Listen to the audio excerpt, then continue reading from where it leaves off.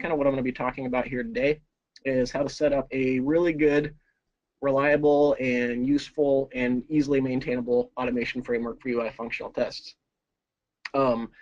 So what we're gonna kind of talk about here is like the process that goes through it.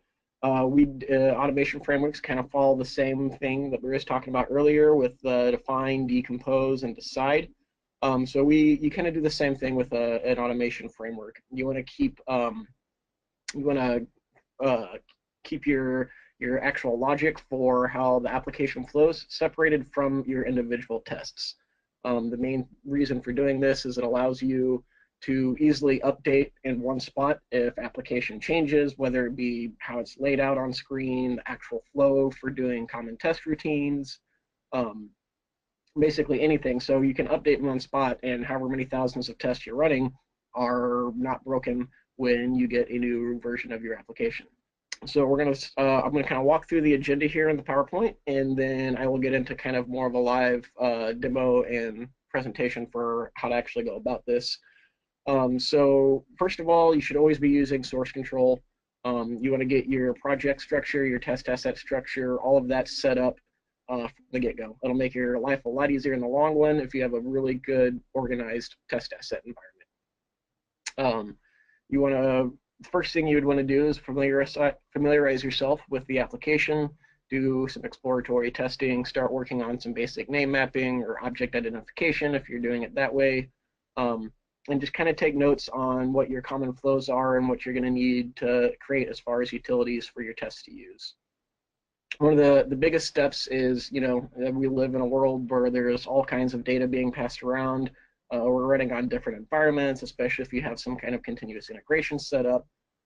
So the first thing you want to do from the get-go is make sure that your application can be set up, tore down, data can be grabbed from your test databases or web services or however you want to do it, and start setting up a smoke test project, because that's going to be your most ran test. Every time you get a new release, you're going to want to be running smoke tests before you even kick off a full regression of your new release.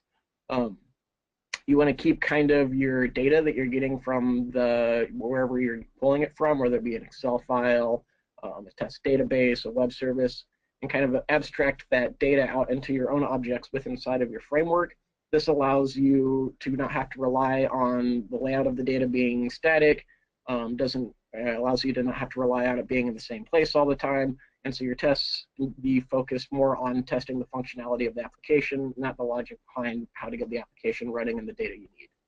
On-screen actions, we're going to do basically the same kind of thing we do with the data. We're going to make sure that the framework handles all of the actions that you're creating.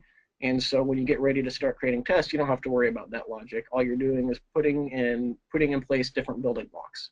I kind of like to equate a UI automation framework as kind of like a mini application where you're developing tools for other automation developers to create the tests.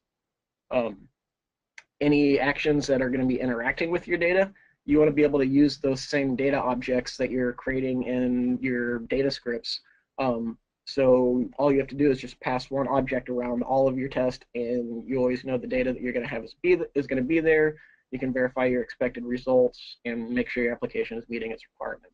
Same, you're going to hear me say this a lot. Make sure everything kind of interops together.